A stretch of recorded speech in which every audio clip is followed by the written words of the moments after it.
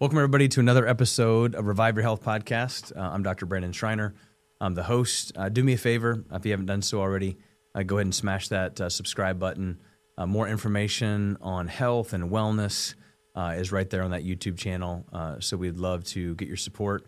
And one of the best ways that you can support Revive here is to subscribe, but also share this with somebody who's close to you, far from health. Today, we're going to dive into immunity. It's that time of year. You're going to hear things about germs and viruses and should I do this, should I do that? We're going to dive into that today. So hope you enjoy the episode.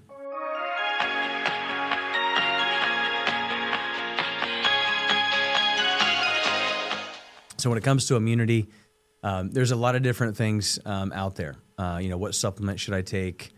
Should I get the flu shot? All these different types of things. We're kind of coming out of the last 4 years of COVID and all these different things, but there's still question, who do I trust? Where do I go? And so hopefully today we begin to get some answers for you. So, when I think about immunity, the first thing that I want to say is that, God, the wisdom within your body was meant to heal. Your body was meant to be able to take a bacteria or a virus and to be able to fight it off and really to begin to build a natural immune system. That's just the way the body works. Whether or not you're a medical doctor, a chiropractor, or whatever, or just a stay-at-home mom who just loves to research, I think we can all come to an agreement that your body has an amazing ability to heal. You look at a cut or you look at anything, the body will adapt to that. And your immune system is very similar. And I always teach parents and I'm a dad of 4 boys, so I live this every single day. My kids eat things off the ground. They're rolling around in the dirt. We live on a 40-acre farm. They're out playing all day. They go to the bathroom. I'm constantly asking them, say, "Hey, wash your hands." So yes, there are things that we need to do to sanitize, to stay away from harmful bacteria and viruses. But at the same time, these things are vital to build a healthy, natural, strong immune system. Think of your immune system as kind of like a muscle. You do not build a strong muscle without stretching it and breaking it down in order for it to get bigger and stronger. Your immune system's the same way. So if you're wrapping your child in bubble wrap, if you're lathering them in hand sanitizer, you actually could be doing more harm than good. So when it comes to just where are we at, right? So under the Center for Disease Control's direction, when it comes to just immune system and being healthy, I want to show you some just alarming statistics. So one of the highest infant mortality rates of all industrialized nations under the CDC's guidelines when it comes to just being healthy. Almost half of children have at least one chronic disease. Pediatric cancer is the leading cause of death outside of accidents. 1 in 7 children are on an antipsychotic. 1 in 6 children have a learning disability.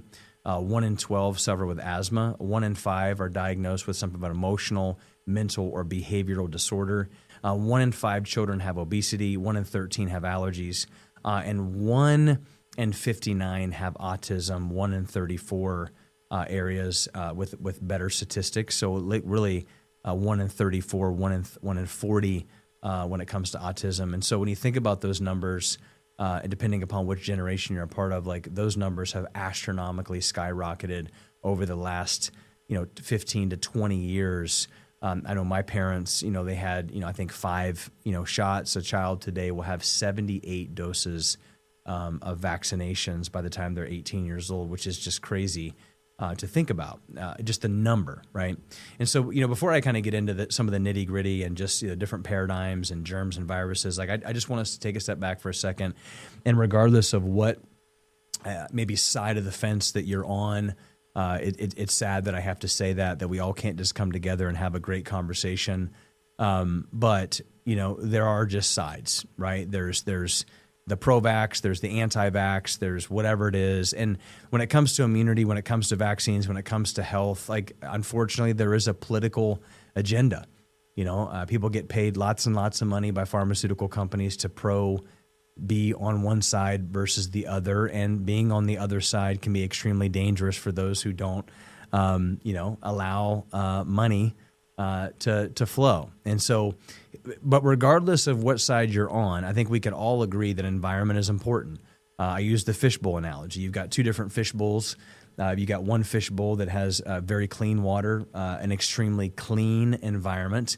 If I put a fish in that bowl, they're going to thrive. They're going to be able to adapt, and they're not going to be exposed to all those crazy, viruses and bacteria. However, if I drop something in that really good, clean, healthy fish bowl with that very healthy fish that has a really healthy immune system, they're going to be able to fight that off. Now, if I took a dirty, disgusting fish bowl that hasn't been cleaned in 2 years and I put a fish in there, are they going to be healthy or are they going to be sick? Well, they're going to be sick because there's eventually the body just can't keep up with that. Does it make any sense whatsoever to take that fish that's in that really dirty fish bowl and inject them with some type of an outside-in toxin to make their body strong?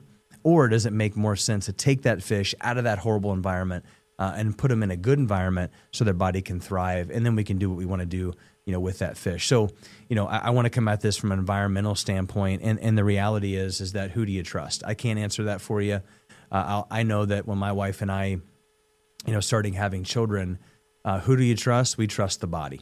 As a chiropractor, as a doctor, somebody who's taken care of thousands and thousands of families, your body is the smartest physician on the planet. Your body knows more about health and how to heal and how to navigate and adapt than any other doctor will ever, because there's an inborn, innate wisdom within it that knows how to pump blood from your heart to your brain, from your brain down the rest of your body, that knows how to send signals from your brain to your digestive system to make it work right. And like science will never figure out that integrated kind of beauty within that. And that's okay. I just want you to understand that who do you trust? Trust the body. And so if I'm going to put my money on anybody, I'm going to put my money on the body. And so I'm going to do everything I possibly can to make sure that my body, my wife's body, our patients' bodies, my children's bodies are as healthy and vibrant and strong as possible. And then I can think about, well, hey, what can I do from the outside in? But if you don't ask that question in the beginning, how can I build the body itself with good food, exercise, clean air, clean supplementation, proper mindset, as a man thinketh, so is he, good, healthy, functioning nervous system through chiropractic care. If you're not doing those things, then we shouldn't be thinking, well, what can I take? There are two different types of paradigms. One would call it the germ theory of disease. The germ theory has been around forever, and really this theory says that, hey, germs cause disease. Basically, germs are the reason why it is that people get sick. And this is kind of always my argument here. And I can't sit here and tell you that if I've got 4 boys and, we're a family that still says, hey, your little brother's not feeling good. And he's got a bacterial infection. He's got green gook coming out of his nose. So, hey, you might not want to drink out of his water bottle. Like healthy families are still going to say that. However, to say that germs cause disease, I don't know if I'm on that train. But here's why. If you're a teacher, right? If your kid goes to school, a lot of kids go to school right now, and they're going into a classroom with other kids that are living a different lifestyle, maybe doing something different that we can't control. And so there's a lot of germs, there's a lot of viruses floating around. Not every single kid in that class of 25 kids gets sick. There's always going to be 1 or 2, 3, 4, maybe 5 or 6 that just don't get sick. And maybe they did get sick, but their response to that germ or that viral spread was not what little Jimmy's was, who ended up having pneumonia. What I'm trying to say is that germs don't make you sick. Your body, the host at which that germ resided, determines whether or not you get sick or not. So, I kind of lean on, the focusing on the host, focusing on the body. I tell my kids all the time, and I as a chiropractor, I went 4 years during COVID, not wearing a mask and, not necessarily spraying everything with crazy sanitation and all that kind of stuff, not because I was trying to be rude, but because it was an airborne illness and trying to wipe things down didn't make any sense. It was very unscientific. And wearing a mask was trying to keep mosquitoes out of a chain link fence. Didn't make any sense either. So I knew I had to rely upon me being healthy and taking good vital supplementation and getting adjusted and getting proper sunlight and things like that. And, myself, I had a little girl come in my office one day and she goes, Dr. B, you hug like 500 people a week and you're not dead. So you must have a really strong immune system. And that's the point, is that I would hug and take care of a lot of individuals during the middle of COVID as a chiropractor. We're touching people. And I didn't have a severe reaction, not because, there wasn't a germ or a virus or something going around. It was because I was strong enough to be able to adapt to that. So, I love this. If the germ theory of disease were correct, there'd be no one living to believe it, which means that if germs killed people or germs made people sick, then there would be nobody to think about it or to even talk about it. The reality is that germs don't make you sick. You and your inadequate amount of immune system physiology allows you to get sick. And so, yes, wash your hands. Don't drink after somebody that's got green goop coming out. But my goodness, like, germs don't make you sick. We have to focus on the host. Focusing on the host means that, we're doing things like good food, good nutrition, proper water, supplementation, proper exercise, sunlight, especially right now as things are starting to kind of get darker a little bit earlier. We got to work really hard for vitamin D3. When we do those things and we focus on the host, I can't guarantee you that you're not going to get sick, but you're just not going to have the same response that maybe somebody had that has a very weak immune system because they're a poor steward over themselves. The natural immune response. And so, I want to talk about this a little bit because I think it's important for us to understand like what, the immune response is. And so your body has an ability to fight off foreign invaders, to break them down, to create natural T killer cells to go throughout the body and then build natural immunity. And so when the body detects an antigen, which is basically a toxin or a foreign particle in the from the outside in, foreign substances, these foreign substances called antigens that are disease creators, they actually stimulate the production of white blood cells. So when you see a white blood cell increase from your doctor or whatever, especially in cancer, that's where doctors kind of get a little bit edgy, where they're like, hey, there's something going on in your body. And so we got to take a deeper look at it. That's because your white blood cell count is up because your body is fighting off something. And a lot of times in cancer, when your body is doing the right thing by fighting off a foreign invader, your white blood cell count is going to go through the roof. And these are called B lymphocytes. They produce antibodies that work to fight off the foreign invader. These antibodies stay in a person's body and act like a germ recognizer. So you almost kind of recreate a computer system, recognizable system, almost like the print or the thing with your iPhone. And your body begins to adapt to being able to recognize, hey, I remember that guy. I remember that disease. I remember that germ. I remember that virus. And so we're going to go ahead and just take him out early. And so that if the body faces that specific antigen again, antibodies are ready to tag that antigen as a bad cell. T cells then come in and attack the antigen, destroy them. These cells work together to comprise your immune system. So these natural T killer cells that kind of go throughout the body, they munch on harmful bacteria, and it's this really cool system of recognize, adapt, strengthen. Recognize, adapt, strengthen. And so that is how the body is programmed to work naturally through that process. Now, throughout COVID, I'll kind of use this as an example. This was actually a research article that was done comparing the SARS-CoV-2 natural immunity to vaccine-induced immunity. So they actually took two camps, individuals that were naturally exposed to COVID who did not get the vaccine, and individuals that had kind of like that artificial immunity, reinfections versus breakthrough infections. So oftentimes you found people getting 15 million different boosters and they were still getting COVID. Even though they got the COVID vaccine, they still got COVID. Some didn't think they had COVID, but they really did get COVID, but they didn't have the symptoms of it. And so here was the conclusions of the study. This study demonstrated that natural immunity confers longer lasting and stronger protection against the infection. Symptomatic disease and hospitalization caused by the Delta variant SARS-CoV-2 compared to the BNT162b2 two-dose vaccine-induced immunity. So number one, natural immunity kicks artificial immunity's butt in all forms, from being longer-lasting immunity, but also protection against serious hospitalization. And so that's just one example. We have this in many different cases as well. You have an innate immune system, which is kind of like your natural immunity. Your innate immune system is composed of your skin. So, your skin is kind of like the first natural line of defense. This is why it's really, really important to make sure that, yes, you wash your hands, but you also don't wash them too much in antibacterial soap. That's why it's important to use a natural, good, clean soap that's going to obviously kill anything bad, but it's also going to allow the natural bacteria and the natural skin to do what it's supposed to do to, wipe those things away. A great example of this is that I was a collegiate wrestler. And, there was a time when, in wrestling, it's like you're always exposed to, mat bugs and individuals coming in, you're touching them. I mean, even just sweating and a lot of different things going on. And so I was taking, probably 3 showers a day in antibacterial soap. And so when you take 3 showers a day, you wake up in the morning, you go for a workout to cut weight, you have, kind of a treadmill session in the middle of the day or a training. And then at night you're, kind of just, trying to get a few more pounds off.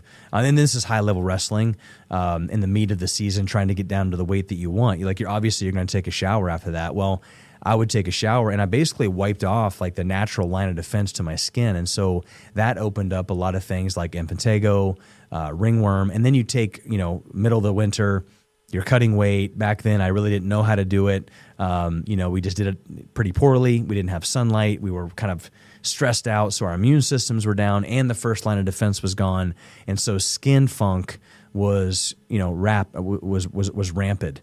And so that's kind of a good example of natural immunity and making sure that you've got good, healthy skin. Also your gut, like your gut is the first line of immunity, natural immunity. So it's really important. We'll talk about this in a little bit of just the importance of making sure that you have a proper gut function. If you've got gut microbiome issues, you're going to have skin issues, you're going to have immune system issues. Your body is not going to be able to adapt and fight off what some people would because your gut is a huge part of your immune system. And then we have what we call adaptive immunity. So you have innate immunity and you have adaptive immunity. Adaptive immunity is very similar to just saying like the gym, right? Like you get exposed to something, your body adapts, it recognizes it, and then it's actually able to form B lymphocytes and natural T killer cells. They go throughout the body. They can respond to a foreign substance. They recognize it. It's the way the body's supposed to be. Your kids are supposed to get sick. They're supposed to be, eating things off the floor. I mean, I've got 4 boys, so they're, picking their boogers, and every once in a while I'll see one eat on the other side of the couch. And it's like, it's just the natural part of getting and eating things, eating dirt. Like there's been some good books out there. Josh actually wrote a book called Eat Dirt. And the reason why you do that is because of microbiome issues, the immune system. And so adaptive immunity is the best immunity, and it's the strongest immunity because your body naturally has to build that. It's like never having a kid go through struggle. If you wrap your kid in bubble wrap and they become tissue paper and you stick them out into the world we have today, which is really hard, they're not going to do very well. If you do that with your kid's immune system, if they're full of antibiotics, if they're full of shots, if they're not very healthy, they are going to be the ones that are going to have no natural immunity. They're not going to be able to adapt very well. And you're going to wonder why it is that your kid's getting sick. You've got to put them in the fire a little bit. Like you've got to let them be exposed to these things. A perfect example of chickenpox parties, right? Back in the day, we used to have chickenpox parties. Now a chickenpox party is like, I don't know if you can get put in prison for that, but chickenpox parties were huge, and that was called adaptive immunity. Hey, let our kids get chickenpox. They build, natural immunity. They get a stronger immune system. They're sick for 2 or 3 days. They itch. They get 103 fever, and then they're good. That is a perfect example of adaptive immunity. And then we have what we call artificial immunity, right? So natural immunity versus artificial immunity. So adaptive immunity is adapting to a natural thing in the body and adapting and becoming stronger. There's also a thing called passive immunity. The example of this would be breastfeeding. So you have a mom who, for instance, like my mom has a very strong immune system. My dad has a very strong immune system. That generation, of like 60 to 65, because their parents did not have a ton of vaccinations. Like they got the measles, they got the mumps, and so those breastfeeding measles and mumps moms gave those passive antibodies over to their children, okay? That's what we call passive immunity. You have a mom that was able to develop natural immunity through getting the measles, getting the mumps. They didn't die. They had a fever. They lived. And then they breastfed their children with those natural antibodies that were given over to them, and they created superhuman children. Nowadays, we're as far away from that as possible, right? We have every shot. Our immune systems are shot. If we even do breastfeed, then we're still not getting that natural passive immunity. And then we have what we call artificial immunity, right? When you think of artificial immunity, you think of exactly what it is, right? So we're going to take a virus in a lab, and we're going to extrapolate it down, and we're going to inject it into a child, and we're going to force that child to develop the antigen response. And the theory is that we're going to build natural antibodies, based off of having that virus within us. So it's almost kind of like steroids for bodybuilders, right? So the real thing would be to do is just work hard, go to the gym, and just build muscles naturally.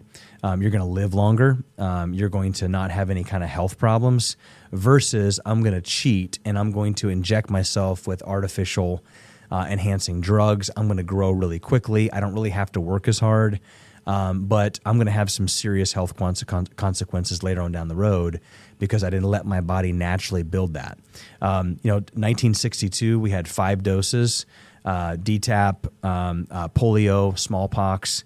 1983, we had 24 doses. So the year before I was born, I got 24 doses of vaccines.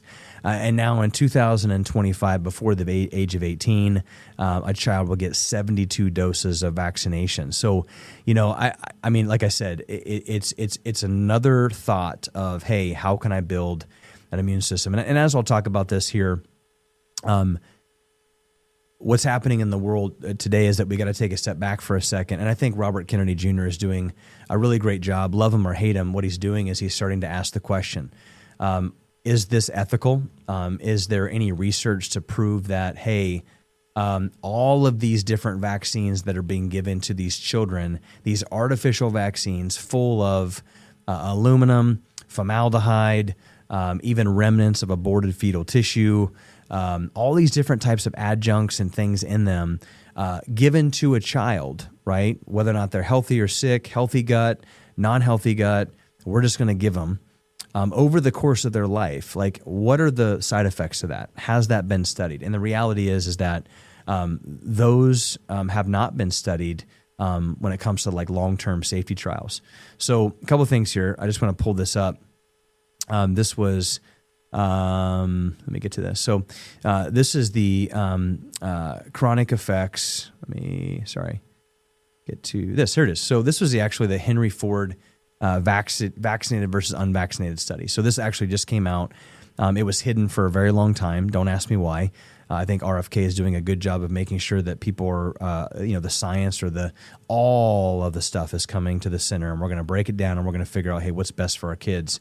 But what they did is that this is probably one of the first articles that was ever written and never actually fully published because, come to find out, individuals didn't want this published because it would take away, it would just cause a lot of problems. So, and we don't want any more problems in our world, I guess. So this is what the research said. A total of 18,000 subjects were eligible for this study.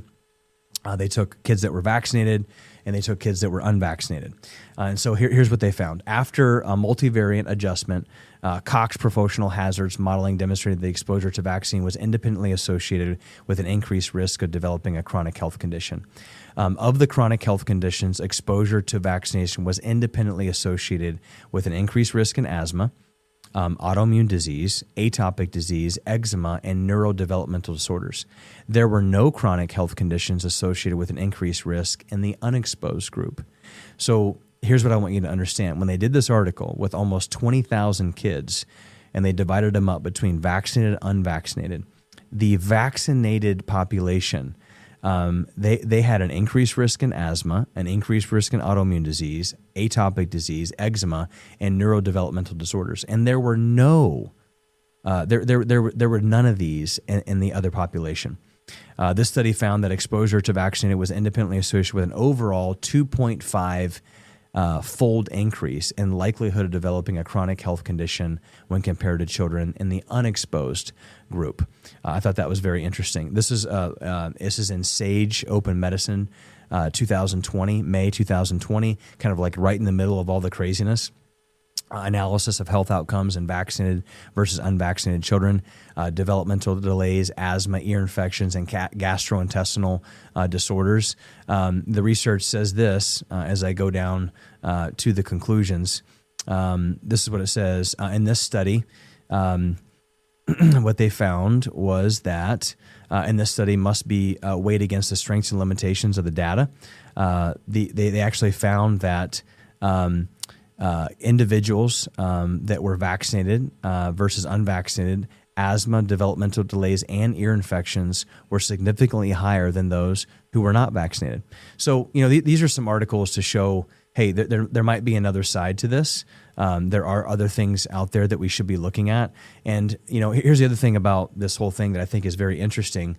Since 1986, so back in 1986, the U.S. Supreme Court decided, hey, Congress passed a National Childhood Vaccine Injury Act, so pharma could no longer be sued for the vaccine injury or the death. So in 1986, they were having so many different issues with the polio vaccine and the DTaP vaccine that government actually said, hey, listen, our pharmaceutical companies are getting a lot of backlash, so let's create an act to say they can't get in trouble. I don't know about you, but when someone creates some type of a licensure and an act that says somebody can't get in trouble for doing something bad, and I just get free range to put all these different vaccines on the schedule without necessarily having to go through rigorous safety trials, that always raises a little bit of question for me. And so here's what I want you to say. There's a lot of really great books out there. I'm going to give you some of the resources that I would say to go to as a parent at the end of this. But do your research. I think we're living in a time where we have to understand that we have to look at both sides. But when you look at what's going on right now, unless you've been hiding underneath a rock, the individuals that have been making a ton of money throughout the CDC, guys like Bernie Sanders, different people like that, who have been making millions and millions of dollars off of pharmaceutical companies for pushing vaccinations. And now that all the vaccination stuff is starting to kind of come against us and say, listen, there really isn't a ton of research to prove that these are fully safe. Let's do this research. Let's make sure this is done. RFK is kind of ridding, some of the people from the CDC that are not willing to do research the way research is done. Hypothesis, look at both sides. Evidence being brought to the table that was taken away a long time ago, especially DTaP and African American boys, and just the exponential increase in autism with the DTaP vaccine, the HPV vaccine. I think that we're on the precipice of truth beginning to come out. But here's what I want you to do as a parent. I want you to, take a step back and say, hey, after we've looked at the evidence, after we look at everything, here's what I'm going to do with my child. And here's the other thing that I'll tell you. If you have a vaccinated child and you're going to be on that train and nothing is ever going to change you, that's absolutely great. But don't be scared of an unvaccinated kid, because if your child is vaccinated, then they're protected. So you shouldn't have any issues with your kid going to a school or being around a child that's not that's unvaccinated, because if vaccines did what they were supposed to do, then there should be no issue for that. So we can still live in a world together just because we defer. If we really look at common sense and what vaccines are supposed to do. But I think that there'll be some tides turning here in the next 6 months to a year, thanks to RFK and just how he's kind of put everything out there on the line. And I love him because he's kind of independent and he doesn't really care about money. He just wants things to come to the surface. So, how are we going to approach this, from a Revive standpoint, from a chiropractic standpoint? We look at the 5 essentials: chiropractic, the nervous system. We're going to talk about how the nervous system affects immunity, nutrition, mindset, exercise, and minimizing toxins. We're going to talk about that today. Just in the nitty gritty. I just wanted to kind of get a real good basis of kind of where we are: natural immunity, passive immunity, innate immunity. And here's what I want you to understand is that your body was designed to heal and to defend. So whether or not you choose to do whatever it is that you want to do, you have to make sure that we can't ignore giving our bodies everything it needs to be able to be set up to defend against any virus or bacteria. Your body is a natural healing machine. God does not create junk. You were beautifully and wonderfully created in His image, and your body was designed to heal against any virus, against any bacteria. Number one, you got to believe that. Number two is that you have to steward over that. 70% of the immune system is housed in your gut. And so a couple of things that we got to think about, as we're going back to school, and we've gone away from steak and vegetables and sunlight, and now we're going into like Fruity Pebbles and milk and rushing to school and French toast sticks. And, we got to get our strawberry milk and snacks and stuff like that and goldfish. You got to understand that as kids get sick this fall, because of a lack of sunlight, poor nutrition, and just overall stress, sitting down, not moving, not being in sunlight, they're going to get sick, and you're going to run and you're going to get antibiotics by a primary care. And I really want to just caution you on that, because antibiotics are probably one of the biggest reason why kids have a faulty immune system. Antibiotics are exactly what they are. An antibiotic will actually destroy the gut lining, the microbiome of the gut, and so it'll weaken the immune system. And if you don't have a healthy gut, you can't absorb good nutrients. You're going to decrease serotonin. You're going to decrease dopamine. Your immune system is going to go down. This is where we're going to have more depression. This is where we're going to have more anxiety. And so there are a lot of other things that we can do out there besides antibiotics, things like oregano oil, things like probiotics. If you do, for some reason, have to take an antibiotic because of an emergency, which they should only be in an emergency. We shouldn't be just handing out antibiotics like candy because we're developing all this like resistant strain stuff. Then you need to make sure that you're supplementing with a probiotic, a high-dose probiotic, if you do have to take an antibiotic because of some type of a toxic exposure to something. But we have to make sure that our gut and our immune systems are strong. Antibiotics will kill the natural gut flora. It can cause constipation. It can cause things like irritable bowel syndrome. And so good probiotics, staying away from things like sugar, processed dairy, gluten. You're going to tell, I can tell, ear infections, things like that will begin to pop up when kids have a sensitivity to these things. We'll talk about it. But it all comes down to the gut microbiome. So we got to steward over our guts this winter. A really good probiotic. We've got some great probiotics in the office. Designs for Health has a great probiotic called ProBiospore. So if you're not around the area, you're listening to this, you can go to Amazon, Designs for Health. It's called ProBiospore. Take one of those in the morning with food, and it'll help kind of seed that natural bacteria and help your immune system this winter. We've also got some really good ones with kids to make sure their immune system stays strong in the office. They taste great, and they're not full of a bunch of toxic things that were produced by the pharmaceutical company that were put at Target for the sale of something healthy. We got to make sure that our supplements are like our food, right? So if they're not healthy, they're not quality, then you're basically just kind of wasting your time.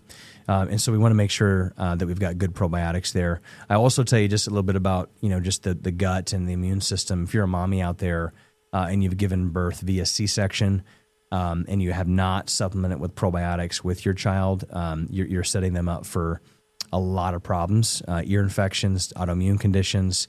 And so, the birthing canal was the way that baby were supposed to go, obviously emergencies, things like that. But you can't get that natural bacterial through the mouth because the baby didn't go down through the vaginal canal. So if you do have a child that was born C-section, then you need to make sure that you supplement with a good, healthy probiotic, so that way you can actually get that gut in that child healthy. If not, you're going to see things like ear infections. You're going to see things like allergies. You're going to see things like autoimmune disease later on in life. There was a study done in the British Medical Journal about babies via C-section. I think they have a 38 to 40% increased risk of autoimmune conditions later on down the road because of not having a good, healthy bacteria. Just common sense. We need to make sure that we're staying away from just processed sugars. Sugar will actually kind of wipe out our white blood cell response. And if you kind of know what I was talking about earlier, remember that, whenever your body senses an antigen or a foreign invader, white blood cells will go up. These B lymphocytes will go throughout the body and then signal natural T killer cells to kill it off. Well, sugar and complex carbohydrates actually turns that response off. And so why no sugar? Why is it not good for your kid to go to school with like Fruit Loops and then go to school and have a zebra cake and then come home and have Doritos and Pepsi? and wonder why it is their immune system's falling apart. It's because their white blood cell response comes down. Their inability to be able to respond to a foreign invader goes down. And then we blame germs. It's not the germ, it's the host. If you're a wrestler out there, I wrestled Division I, so I tell wrestlers all the time, listen, I know you're hungry, but sugar is not what you want to eat, because that's going to decrease your white blood cell response. You're going to get more skin funk because your immune system goes down. You're going to have more sickness, then you're not going to be able to wrestle. That goes with any sport, but wrestling specifically. So if you want your kid to go back to school, mom and dad, make sure that their gut is healthy, and you got to take the sugar away, especially in the wintertime. Sugar for adults, not only are you going to have an immune system response that's going to decrease, you're also going to have this like glycation. It's called accelerated glycolytic end products, what we call AGEs, that will actually kind of go throughout the body, suppress the immune system, but they also munch on the cartilage throughout your joints. So not only do we not have enough sunlight, vitamin D, we're sitting around, we're anxious, our guts are destroyed, we crave sugar because we're depressed, and now our joints hurt. So I don't want to go to the gym, I don't want to work out, my back hurts, my knee hurts. It's this vicious cycle. So we just have to do a really good job of trying to minimize sugar. I was just talking to an individual today. I said I was going to get my oil change in my car, and I was like, I've been doing it for years there. I was like, hey man, you look great. And he goes, yeah, man, I used to be almost close to 300 pounds. I'm like 190 right now. And I just started eating meat and vegetables. I started taking all the sugar out of my diet, and I feel fantastic. And I was like, isn't it amazing how that works? So now it's just staying on top of it, right? It's just staying on top of it and creating a habit, doing something for 30 days in order for your body to be able to create a habit. So start right now. Take all the processed sugar, all the junk, all the Pepsi. There's all kinds of alternatives for that kind of stuff. And just kind of suck it up for 30 days until your body can start to create a neurological change there.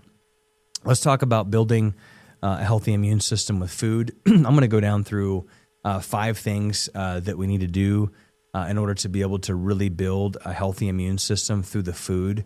I think that we need to think about letting food be thy medicine.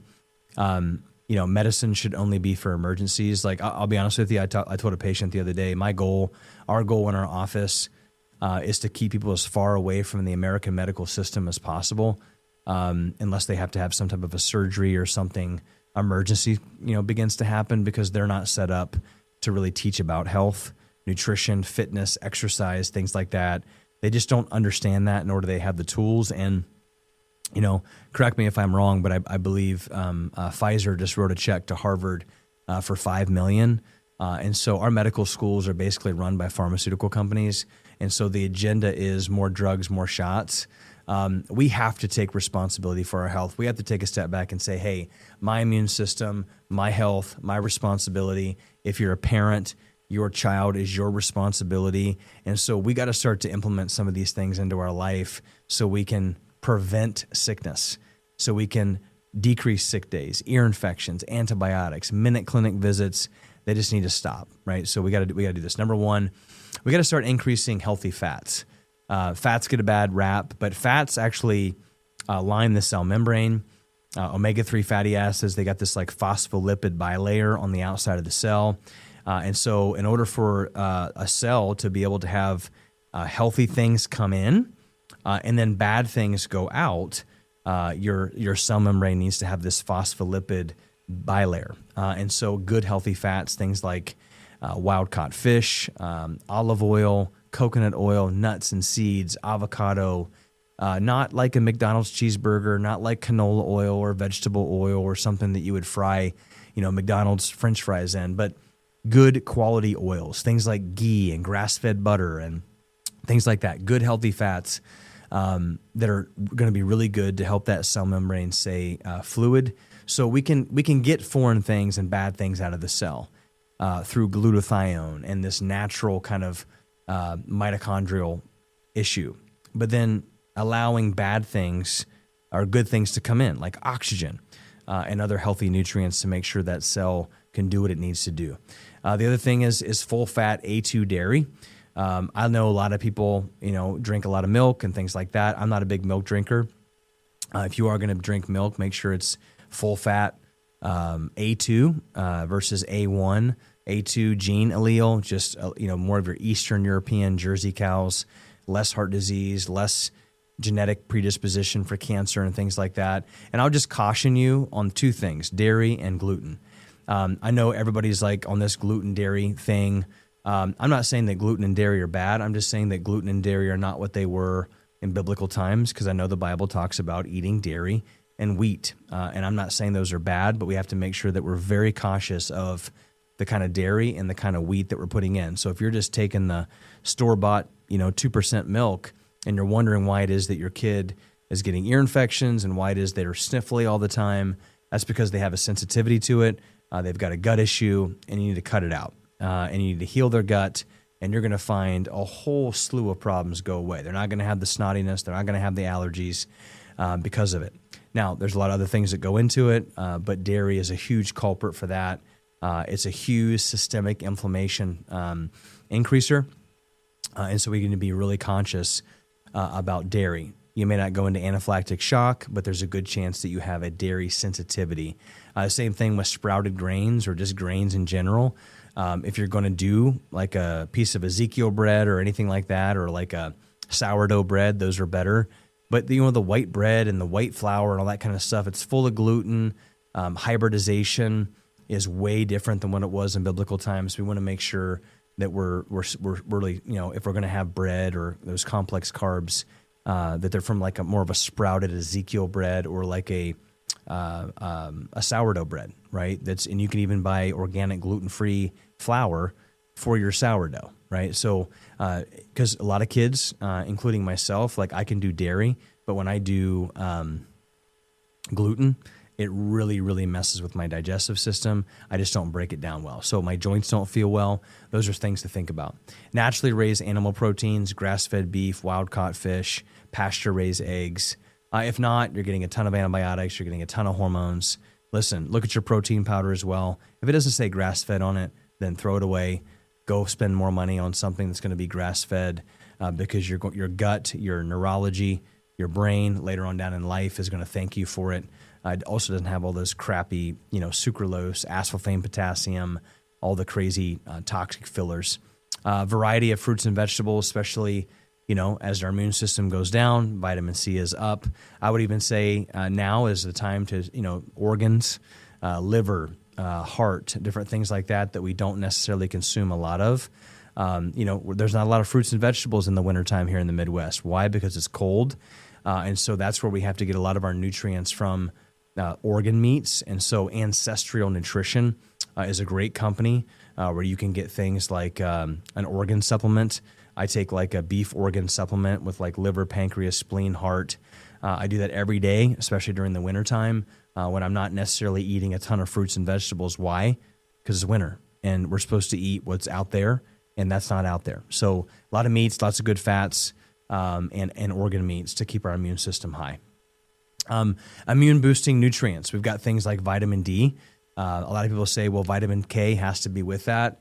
It does, but that's why you should eat a healthy diet. Or taking an organic multivitamin will actually give you enough vitamin K so the vitamin D can be absorbed. Vitamin D is essential. About 42% of the United States population is deficient in vitamin D. And so we have to make sure that we spend some time taking a good quality vitamin D3. Vitamin D from the sun ignites with cholesterol underneath the skin to be converted to vitamin D3. So if you're on a cholesterol-lowering drug, number one, why are you on a cholesterol-lowering drug? Cholesterol's not the problem. So we've got to think about inflammation, why that's happening. You're probably going to have a decreased immune system because the vitamin D that you're putting in, you're not absorbing it.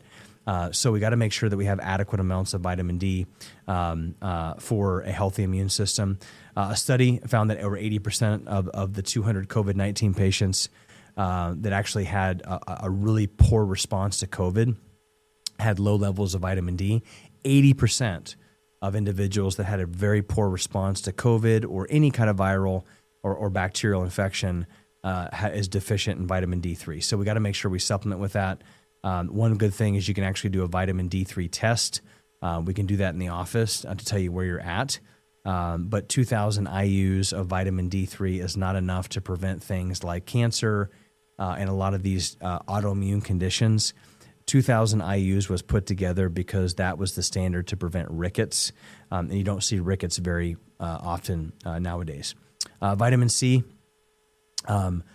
So basically, this was actually in 2020. An increase, adequate amounts of vitamin C actually decreases the damage of the tissue cell in the lung. So when we found individuals with COVID, we actually had this thing called COVID lung, and individuals that were actually had adequate amounts of vitamin C, they actually never had that COVID lung because they had adequate amounts. So something to think about. Vitamin C is an antioxidant. It's known to encourage the body to produce white blood cells, which is, there we go with the white blood cell thing again. So if it's the middle of wintertime, you're stressed, you're anxious, you're eating lots of sugar, right? Fix those problems. But at the same time, we got to make sure that we have adequate amounts of vitamin C. Things like cherries, oranges, strawberries, and tomatoes are great to supplement with vitamin C. Next would be zinc.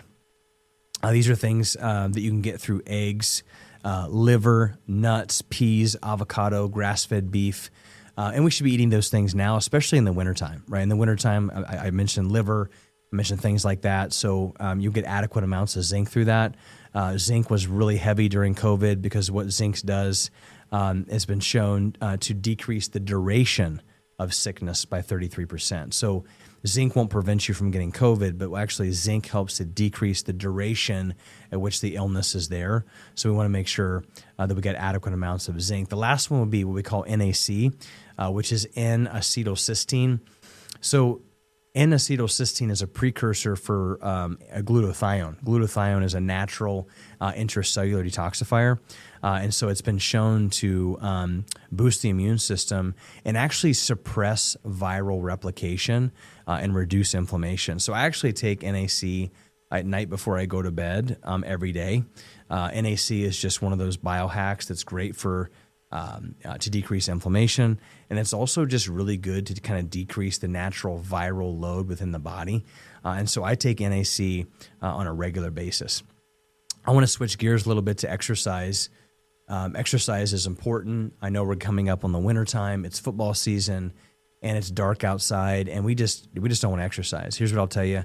There is no supplement for exercise. There is no shot or pill that's going to replicate what exercise can do for your mental health, what it can do for immune system. I'm even on the ship of like, if you don't feel good, you should probably still get up and move a little bit.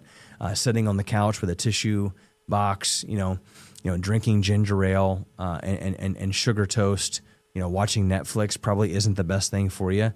Going outside, getting some air in your lungs and breathing is one of the best things that you can do for your immune system. 1 in 5 adults, about 21% of the population actually get the recommended daily activity.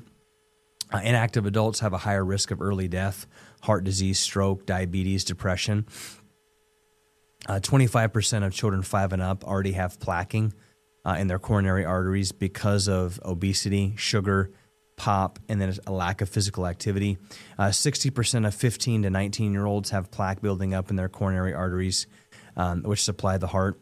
Less than 3 in 10 high school students get consistent physical activity throughout the week. I just had this conversation with my kids. I automatically assumed that they got PE every day. Actually, it's an elective now.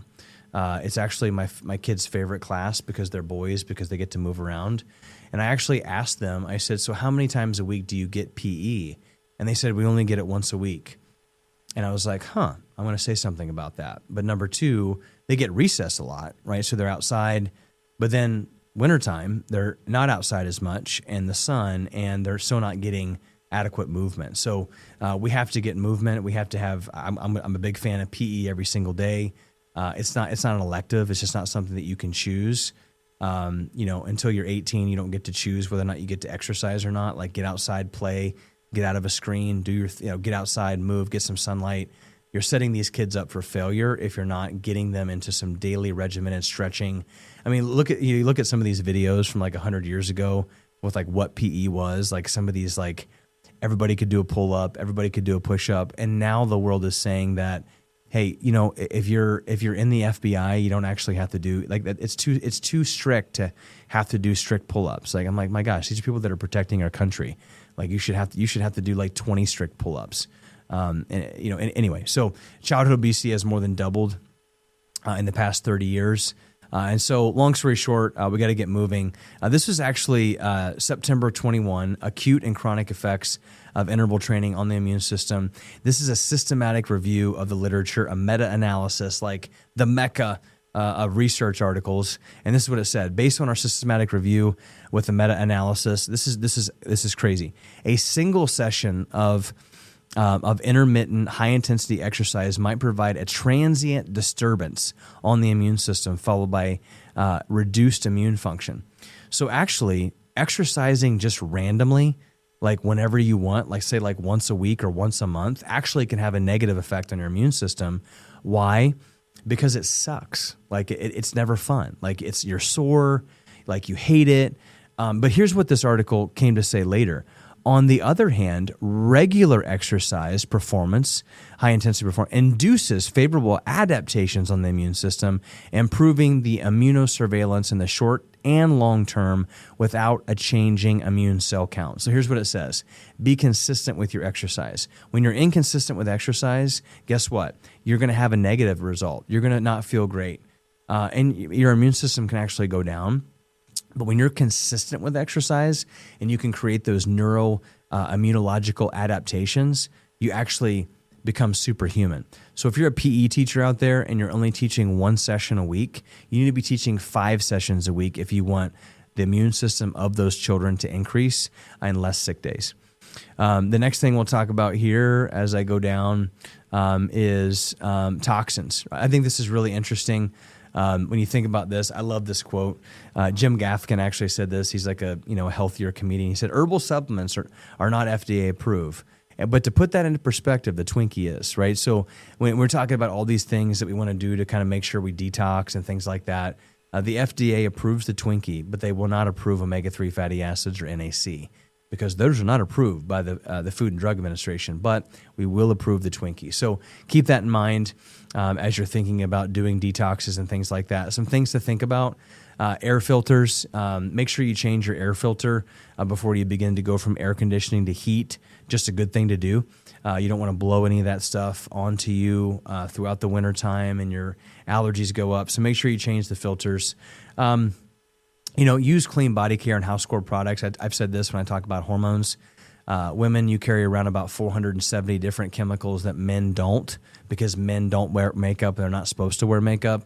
And so women, you just have a higher risk of toxin exposure.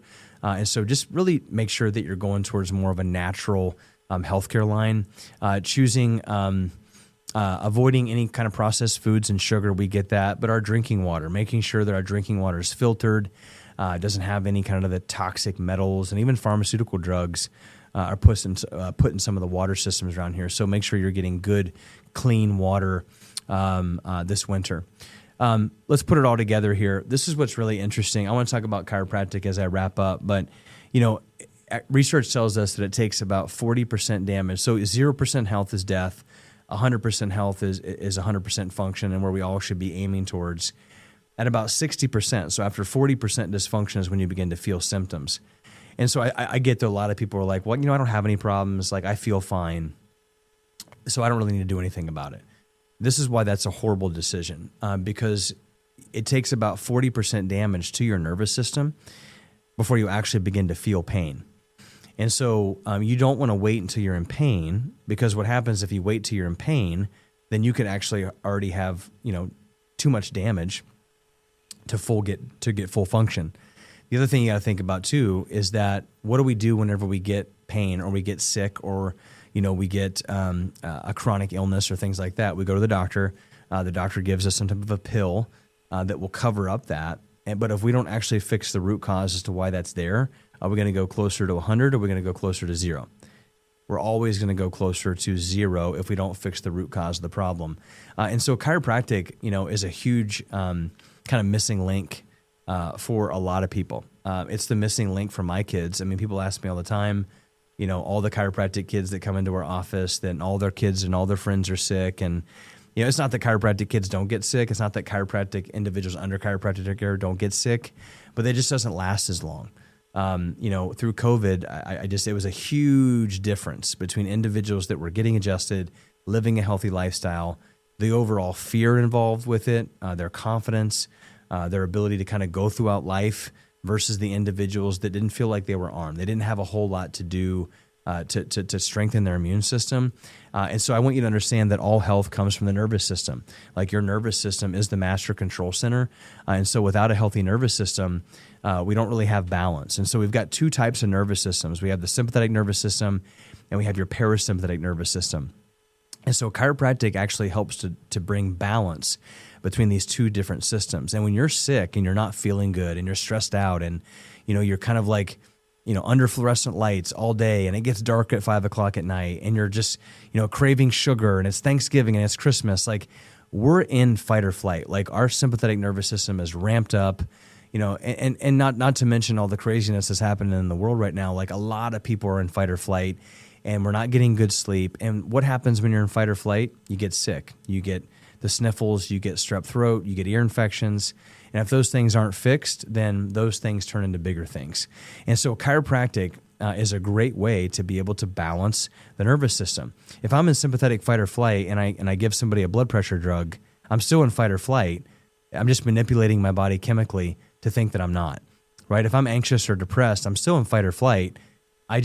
A medication will never actually take me out of fight or flight. Physiologically, we can do this. This was a research article that was done right in the middle of COVID. Altered heart rate variability predicts mortality among critically ill COVID-19 patients. What they found is that in this study, we seek to evaluate whether heart rate variability measures can predict mortality within 24 hours of an ICU admission. And so heart rate variability is a great way to determine whether or not you're in sympathetic or parasympathetic. Because if you're in either one of those, then you're not in balance and your nervous system can be very toxic. So chiropractic uses heart rate variability as a way to measure how one is healing. And then the study to follow this up, the effects of spinal adjustments and myofascial techniques on heart rate variability. And this is what the research says.